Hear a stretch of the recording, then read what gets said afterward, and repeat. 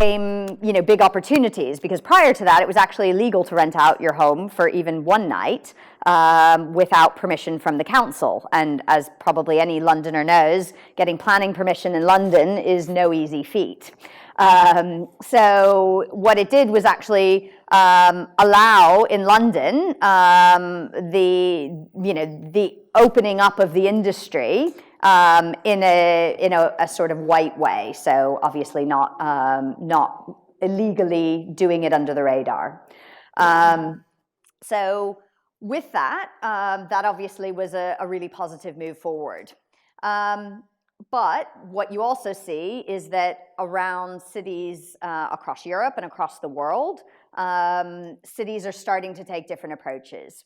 So when you talk about regulation, I actually think there's sort of three buckets of the way cities and governments are starting to approach it. The first one is that there is no regulation related to this industry. That can be for two reasons. That can be a city like Dubai, where they actually say, in order to meet our tourism strategy, we need this industry. So actually, we want to encourage it, and we want it to grow. It can be the other reason, which is they just haven't got round to thinking about it and putting legislation in place, which is, of course, worrying, because then once they do, which option are they going to go for? So those are the sort of unregulated markets. And I think we're going to see over the next few years less and less of those. When you then get to regulation, you've got basically two approaches. What I call the sensible approach, which is to recognize that there's value in the industry and recognize that it shouldn't be over-regulated, but to put in place some sensible measures to keep that balance right. And that often takes the form of getting some definitions around amateur versus professional and things like that.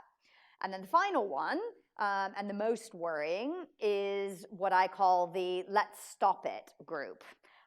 You've got cities like Berlin, cities like New York, that are actually seeing this as a threat.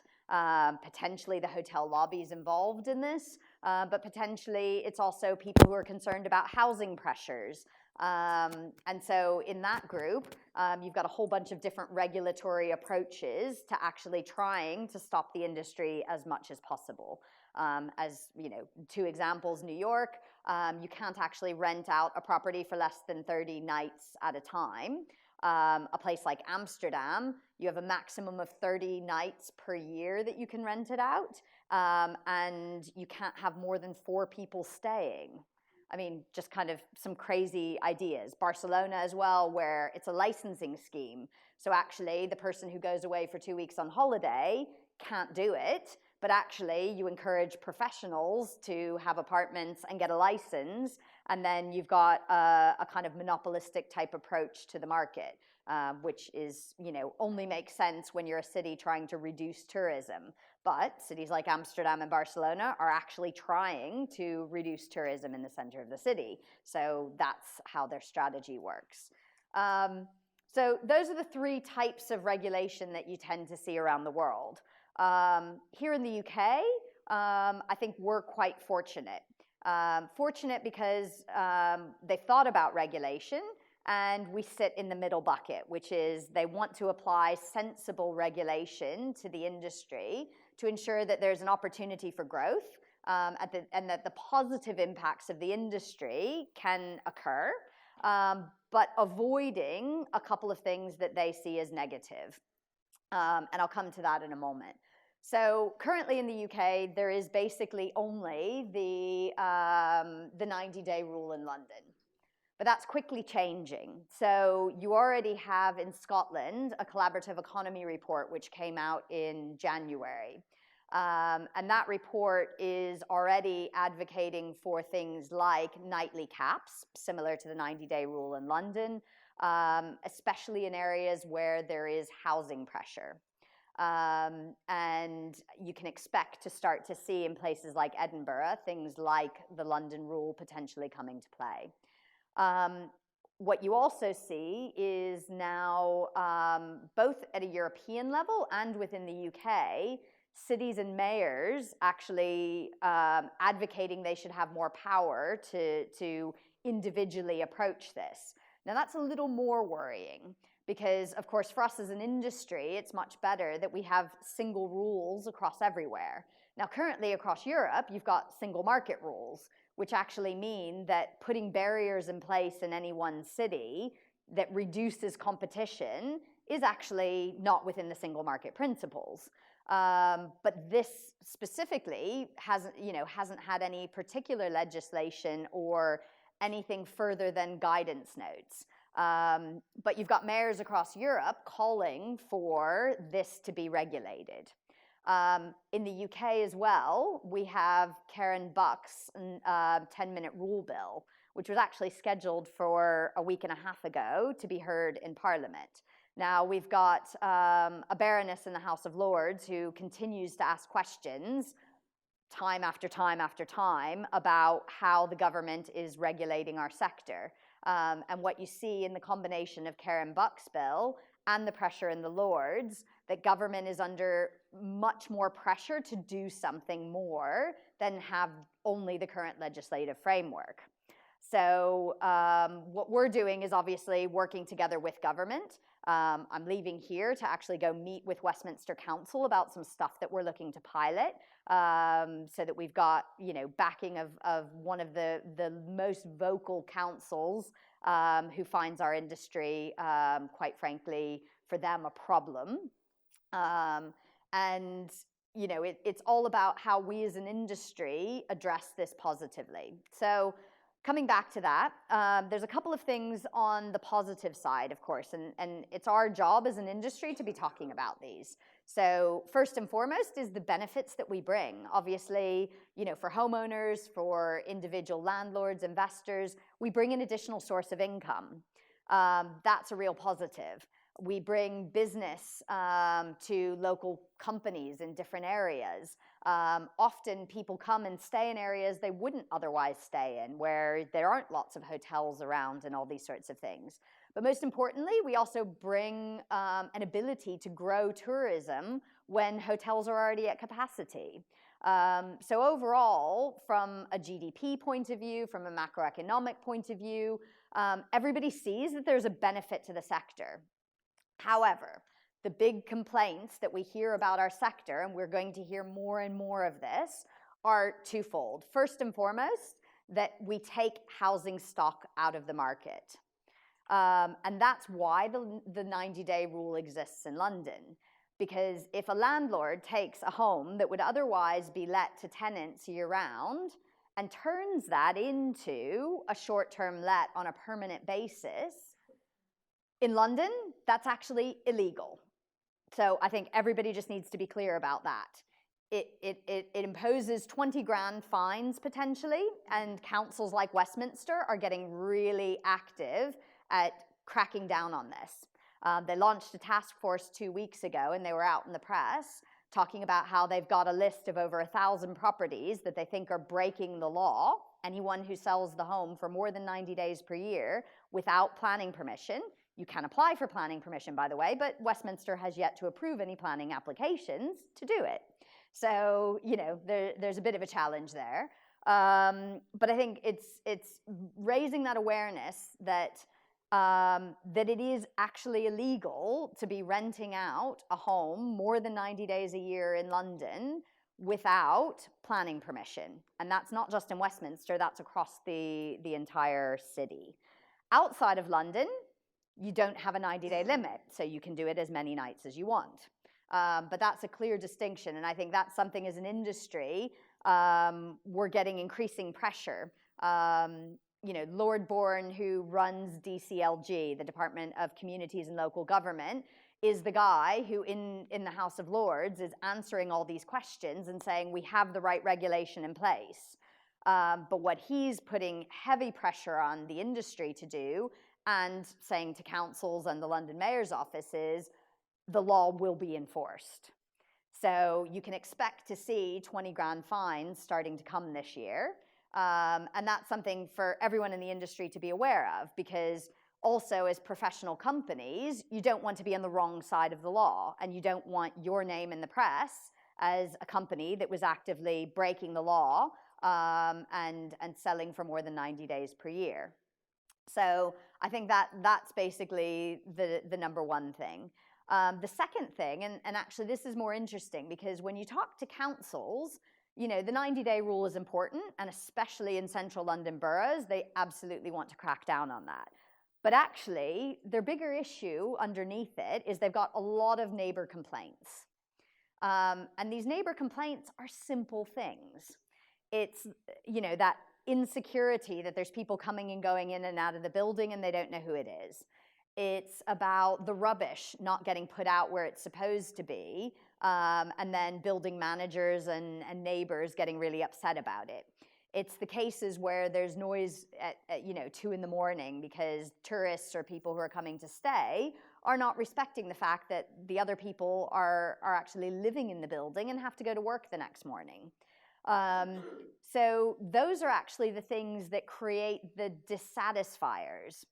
And actually that's something which is really interesting, because there's a lot we can do to improve, to reduce complaints about us as an industry. And that's something where the more positively we can take on that feedback and address it, the better off we're going to be. Because if councils are getting less complaints, this is going to fall down their priority on their agenda in terms of new regulation and all these sorts of things. So on the one hand, obviously, we've got Karen Buck and her bill, which is now postponed till June 15th. And there's a lot of work we need to do to engage MPs and other people who are going to be hearing this. There's a growing concern across the country that this isn't just a London problem anymore. This is happening everywhere, and a call for more legislation everywhere. Of course, as an industry, what we don't want is an over-regulatory and burdensome regime coming into the UK. And we're actively working with government to avoid that being the UK situation. And as long as we have our current government, I think we're in a good position to do that. If the government changes, I guarantee you the environment is going to change. And we also need to be ready for that, because anyone who's into politics knows the current government is not strong. So we also need to be prepared and aware that with a new government in place, potentially, that would mean a far less attractive environment for us as an industry. So what are we doing as a short-term accommodation association? We launched, and we've got a code of conduct. Every company that joins signs up to the code of conduct. And the whole idea is that that's a two-way thing. It means that government knows that as an industry, we're doing the basics right. And it is just the basics about making sure that people are aware of the law, health and safety is being managed in a good way, all those sorts of things. And so what that means for government is that the industry is regulating itself and setting standards. It also means for companies that all of a sudden, when you're talking to a landlord or a homeowner, or you're getting anyone questioning your credibility, it's that ability to say, no, I'm signed up to the industry code of conduct, and actually I'm a reputable player in this industry. But obviously that's a first step. The next thing that we're doing is actually working actively with City Council. So we're working with Edinburgh, we're working with Westminster, we're working with the Mayor of London. And we've got a number of measures that we're putting in place. The first one, which we've actually just launched 2 weeks ago with Westminster City Council, is the best practice guide to short lets. And what that is a kind of 2-pager which explains everything that a homeowner or a company operating in this space needs to do in order to be doing it properly. And it's everything from insurance to health and safety to mortgages and all these sorts of things. So with that, what's great is that we're actually going out together with government and actually saying, look, as long as people do these things, we should avoid a lot of the issues that they get complaints about, because if it's done properly, actually the amount of issues that come up are very limited. And if we can get, proven reductions in complaints from neighbors and other things, that's going to help us as an industry to have less noise coming from councils saying the sector needs to be regulated. The second thing is we are in the process of developing what's called a buildings policy, because where the problem is more acute is often in buildings. If it's a home standalone on its own, the neighbors are going to be less affected, but also there's less likely to be complaints. So the biggest area of complaints are buildings. Now, the threat of buildings is actually a bigger one, because one of the other issues, of course, is leases. And that's a different issue altogether, because even if you're allowed to rent up to 90 days per year in London, because that's the law, if your lease forbids it, you can't even do 90 days. And so what we want to avoid is a trend that we see happening where buildings are actually forbidding it in leases. And that's about the size of the market in the longer term, because it's great that we have the 90-day rule. We want to preserve that by respecting it. But we also need to make sure that we don't end up getting a smaller market because individual buildings start to forbid short lets altogether. So the buildings policy is a policy which helps people to get the middle of the road, because often buildings see it as a free-for-all, that there's going to be parties, there's going to be issues, and they can't control it, or they ban it completely. And they're not thinking that there's a middle-of-the-road solution. And this buildings policy is that middle-of-the-road solution, which basically says that whoever's doing it will only do it up to 90 days. They'll tell the building they're doing it, and they'll tell the building who's managing it, if it's the individual or if it's a company. And that person will be available 24/7 in case there is an issue, so that if the building has an issue, they know who to call. That's the most frustrating thing for building managers, is it's happening, they don't know about it, and then a problem happens, and it's their problem. And that's really frustrating. And you can empathize and understand if that's their situation, that's not great. So it's about how we address that and make sure that for them, they don't see it as an issue that they have to stop, but actually something that can be in the open, can be visible, and can be managed well. Secondly, it's obviously making sure that people have the right insurance. Because if you just post your home on Airbnb and you live in a building, the building isn't covered. And in some cases, the building insurance policies may be invalidated. And so it's helping residents and buildings to understand they have to have the right insurance to do this activity. Now, the great thing is there are innovative companies in the sector who actually provide that insurance, and it's not even that expensive. So it's again, just making people aware of what are the things they need to do it responsibly, so there isn't a disaster that ends up on the front of the Times, which makes everyone think this is a bad sector that's not responsible and that's causing brothels and all these awful things to happen in residents, in their neighbors' homes. And the third thing that we are working on is what's called an information sharing protocol. Now, the mayor's office came out in their housing strategy last year talking about how they wanted an information sharing protocol where data can be shared across companies to make sure that the 90-day rule is being enforced. Now, that's, of course, a challenge, because on the one hand, we as an industry need to be absolutely crystal clear that homeowners are responsible for making sure they're not breaking the law. And we don't want that companies are taking responsibility for policing and enforcement. So that needs to stay with councils. However, as an industry, it's far better that we cooperate with councils and with government to make sure that they don't feel the need to put in place a massive national licensing scheme.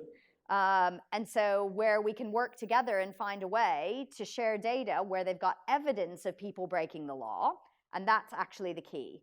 It's not that we share every single home and how many days they're renting.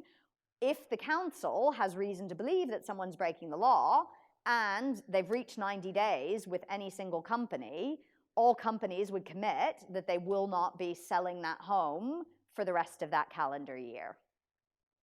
And that's a great way to help government so that they don't feel the need to put in place a registration scheme where actually homeowners, hosts, companies would have to send in to government every single time there's a booking, which we all know is completely ludicrous. Because that would mean every time there's a cancellation, every time there's an extension, you've got to notify the council about every piece of activity going on. But that's actually what some people in government are calling for, because they say they need that visibility to be able to enforce. So that wouldn't be good. So we've got two options as an industry. We either come together and do something to help them, or we get something far worse coming in to hit us in a year or two's time. And our belief is it's much better to work with them and shape it in a way that works for us, that is simple and cost effective, and that is also not overburdensome. Because the more burdens we place on individuals, the less people want to participate. It's as simple as that. And so that's the approach that we're taking as an industry body. Obviously, we welcome more people getting involved and working together with us because, again, it's an opportunity to shape it and to have an input into what solutions actually get proposed. But also, the more that we talk with one voice as an industry, the better chance that we've got that government will actually listen to us. I was on Radio 4 a couple of weeks ago, and you know, it's one of these stories where I walked in the morning. I knew that the other person getting interviewed across the table from me was Karen Buck. Now, Karen Buck had till that moment refused any meetings with us. So I knew she was not going to be a friendly character and that she wanted to get across the point that our industry is unregulated, this is a big problem, and national regulation is required. It was great because it was also a chance to meet her, and we followed up after that interview. You can look it up on BBC Radio 4. It was on the You and Yours program Monday, week and a half ago. In any case, the result was a meeting with Karen Buck, and we met with her yesterday. Again, wasn't sure exactly how that meeting was going to go, but we walked out of there with someone who's willing to work with us. And that's really important because, you know, as an industry, if you aren't working together with government, they see you as a problem. And so our goal is to make sure that they all see us as cooperative and collaborative partners that are working together with them to understand the issues and challenges of a growing sector and to be doing things proactively to make sure that the sector grows responsibly, that the sector is not affecting housing markets, which, as everyone knows, if you read the press every day, is a big issue. And that we are doing the right things to make sure that we professionalize and avoid that this becomes an issue for buildings and communities, that they see our industry as a problem. And I think what's great is that we've already started to build those relationships and we've got a voice. And more than anything, that's important because when they feel they've got someone to talk to, they don't have to go to the press and bash us in the news every week. Because we're working with them to solve the issues.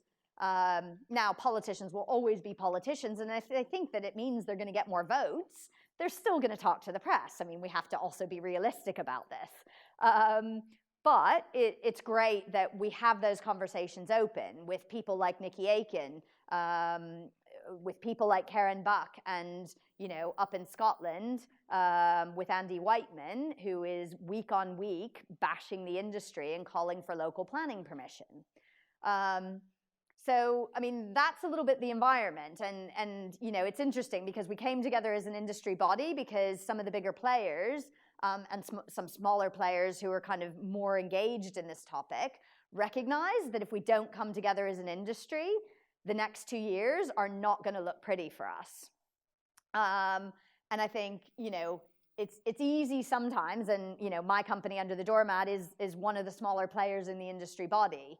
But the reality is whether you're large or whether you're small, whether you're working on homes or whether it's more sort of service departments, this regulation affects everyone.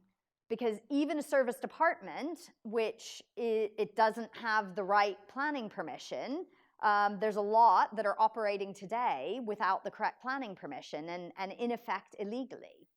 And so that's something that, you know, we need to get aware of and understand better, because the more that we have players actively, you know, going over 90 days and taking on properties year round, the more likely it is that as an industry we get regulated in a way that we're not going to like. And that is just the reality of the situation. And, you know, again, we're lucky in the UK because we actually have a government that believes in the industry by and large. They believe that you still need the right standards, but they believe the industry is good. And we want to keep that in balance. Because if we had something like Amsterdam regulation hitting London, probably a lot of the businesses around the room wouldn't exist in London anymore. And that's, you know, that's a scary proposition to be thinking of. So that's me done in terms of talking. I'd love to just open up for questions and discussion, because obviously this is a topic, there's probably a wide range of understanding in the room, some who understand it a lot, some who may be thinking, oh God, this is something new that I hadn't really understood. So open up for anyone who's got a question.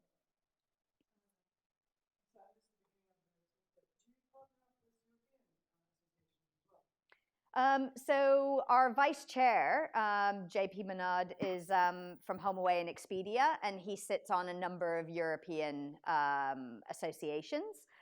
So he sort of works together and collaborates with them, so that we ensure we're basically working together across Europe. Yeah, and actually I've already joined European Commission sessions and workshops on it.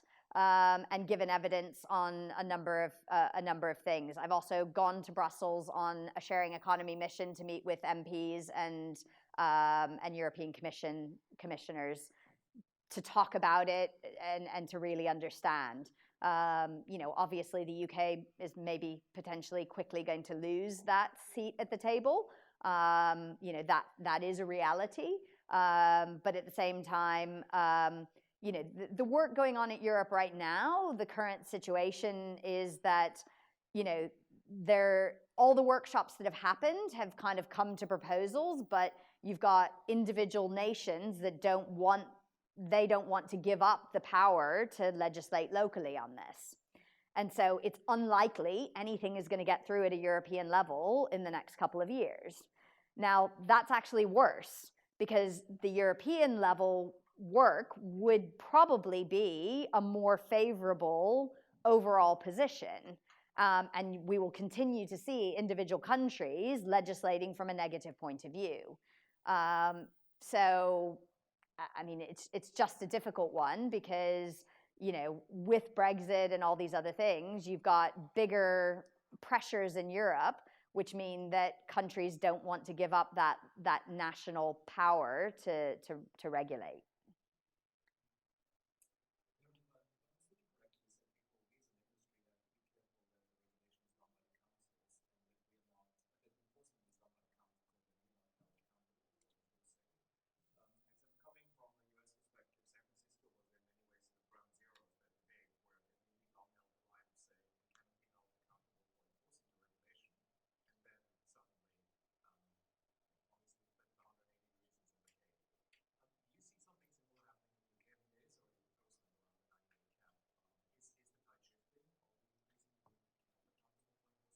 We are. We absolutely are. And that's the question of how. So if we don't do stuff proactively, like work with the mayor's office on the information sharing protocol, we will have potentially a San Francisco style thing hitting us. And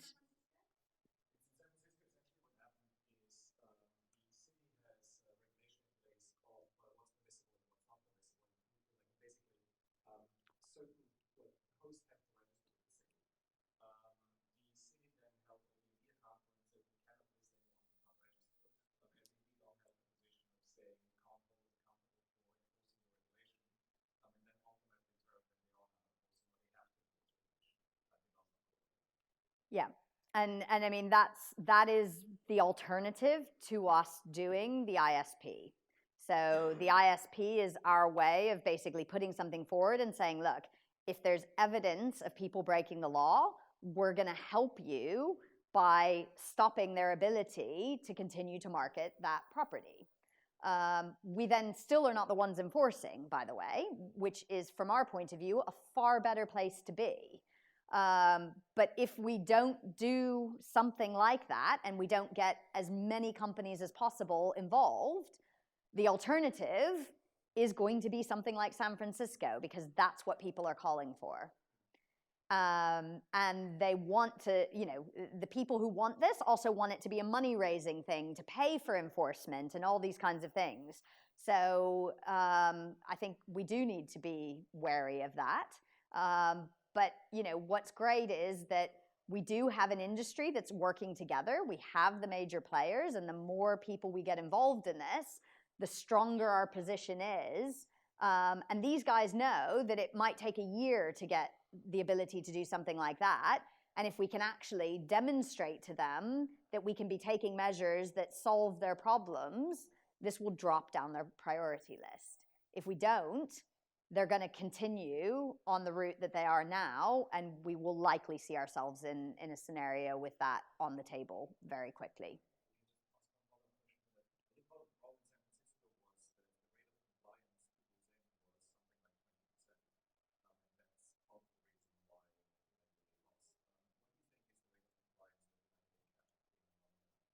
I mean, I have no idea in percentage terms, because I'm not sure I can actually equate that necessarily. What I can say is that there are a lot of genuine homeowners that are doing it up to 90 days, and those are the guys that we want to be preserving. We also know that there are people who've unwittingly gotten caught out by the 90-day rule because they might have been running service departments and doing this kind of 365 days a year. And it used to be illegal, but actually no one cared because it wasn't such a big issue. And now those guys have gotten caught out because actually their business depends on renting out properties 365 days a year. So we know there's law breaking there. We also know that there are different companies that, are marketing to landlords and saying this is an alternative to a long let. And that is probably the biggest issue and the biggest threat. Because every time an MP sees advertising saying, change your property from a long let to a short let, that fuels the fire for them. And those are the people, primarily, they want to be going after. And, they refer to them as rogue landlords. We do too. Because if we don't crack down on those people and stop that practice, that's what's going to fuel these new regulations coming in. Does that answer the question?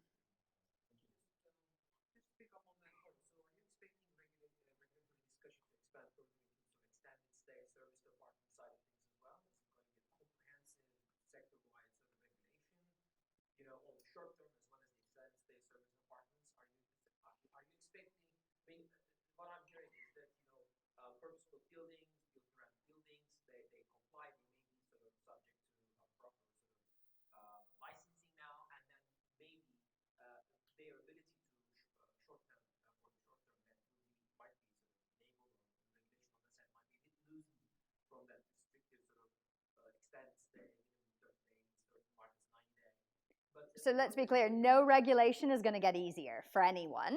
I mean, that's absolutely clear. But to be clear, on the extended stay and service department side, as long as the planning permission is in place, it's absolutely fine. There's no issue. The problem is when there isn't planning permission in place. And that's where, I think there are quite a number of players who've operated who never officially got planning permission.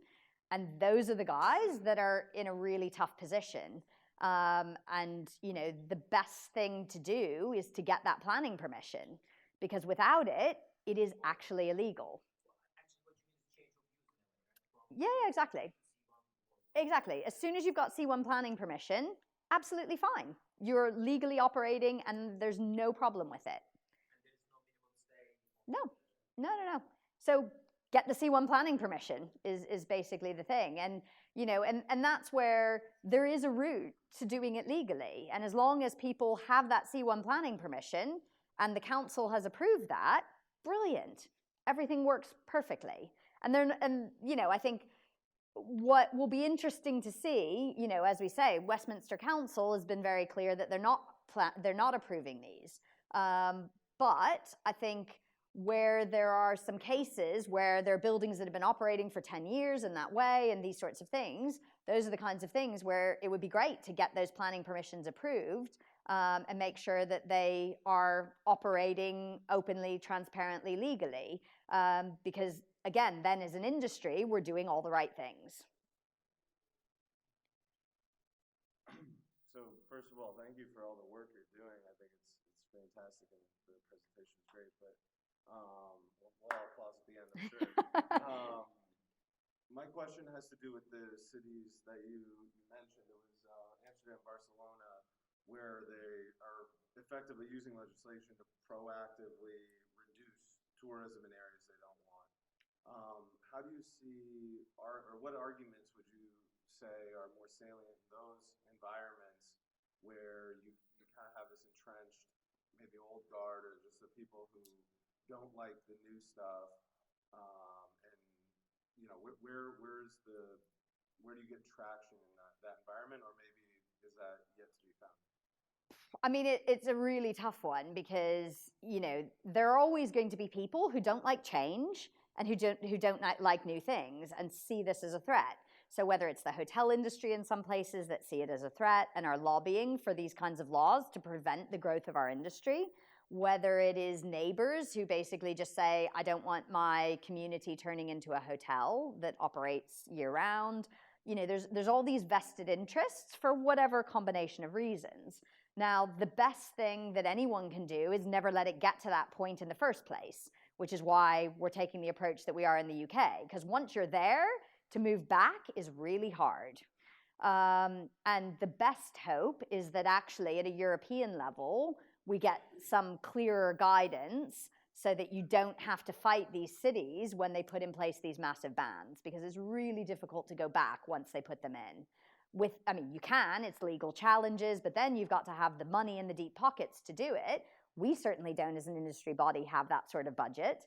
And, you know, that's a serious thing to then have to fight just to survive.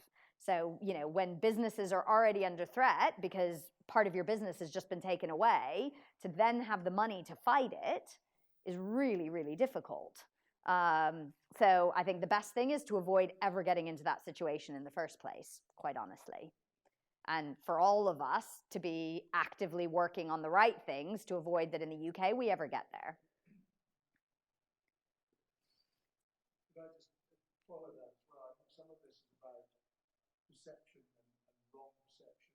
So we are not good enough at promoting the good stuff that our industry does, the amount of employment we create, the number of visitors we bring into the destinations we operate in, the amount of tax revenue that we raise, the secondary income and jobs, most of which is created through this movement that wouldn't exist without this industry.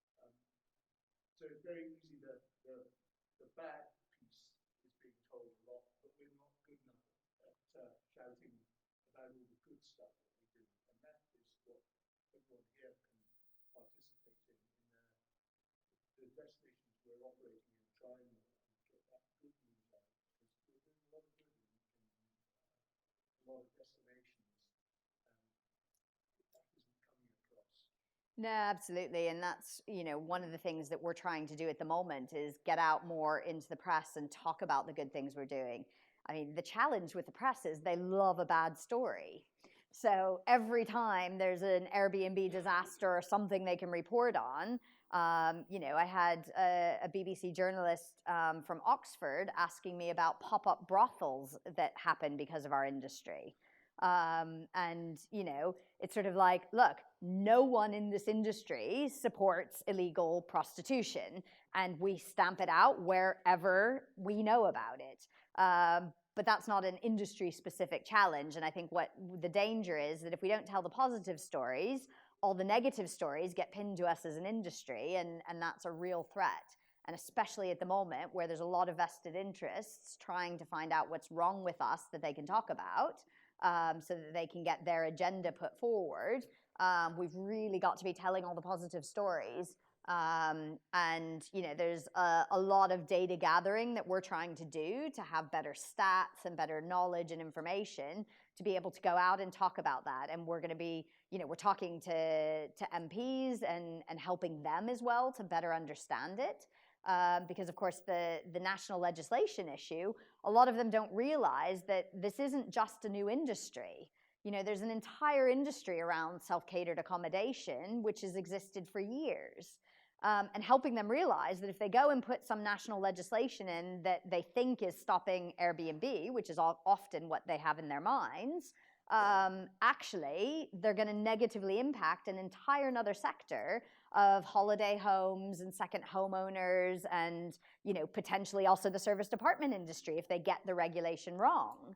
And it's helping them to understand this is a much more complex ecosystem than what they have in their minds when they're like, I just want to stop Airbnbs happening in my next door flat.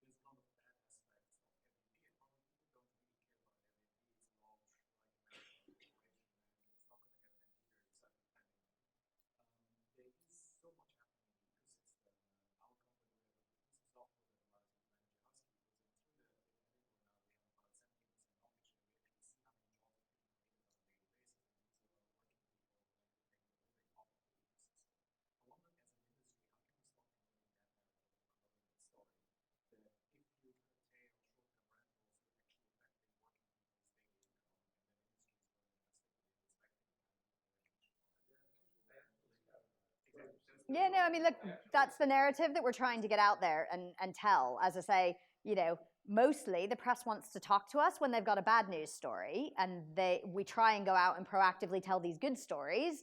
And to be honest, they're not always that interested. So we're doing a lot of work on that, and we will continue to. If there are any press contacts or anyone that you know or others know, I'm always happy to speak to the press and tell those stories about the industry, and I'm doing more and more of that. But, you know, it's kind of a joint effort, because as much as we as an industry body are out there and trying to do that, you know, every journalist has their topic and their angle that they want to cover. And the more that we do that jointly as individual companies, but also, you know, talking about it from an industry point of view, the better we're going to do. And, you know, as an industry body, you know, all the press details are on the website. Anytime there's someone from the press that wants to cover it from an industry perspective, let us know, and we'll always give a quote. And, you know, that's something that we're trying to do, and also trying to promote the members who are doing the right thing and getting their names into the press and so forth as well. We can all do that in our communities that we operate in as well. We don't need the umbrella trade association to communicate with the local press, the local people to communicate that, because that's where it's coming. As you know, the complaints are fairly basic. They're not deemed as their rubbish correctly. There's disturbance or noise in the apartment. Those are things that we can deal with. You said this earlier on, but those are the dissatisfiers. Okay, there's a small problem,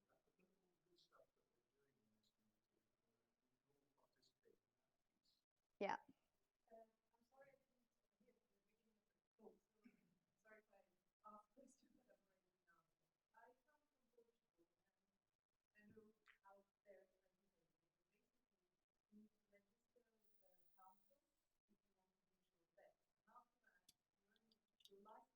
Yeah.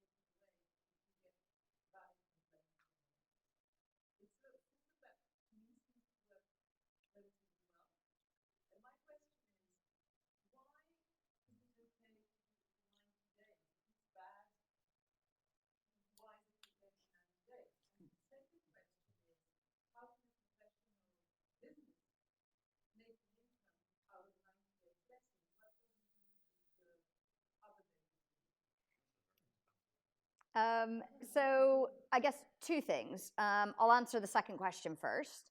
The whole idea in places where there's housing constraints, the idea of 90 days is that it's bringing space that would otherwise be sitting empty. So a second homeowner who uses it part of the year, a homeowner who goes away on holiday or travels for work or whatever the situation might be. But the whole point of the reason why 90 days exists is because the government actively does not want people doing this 365 days a year. And they came to the view that 90 days was the right balance to avoid that it's more attractive to do short lets than a long-term let.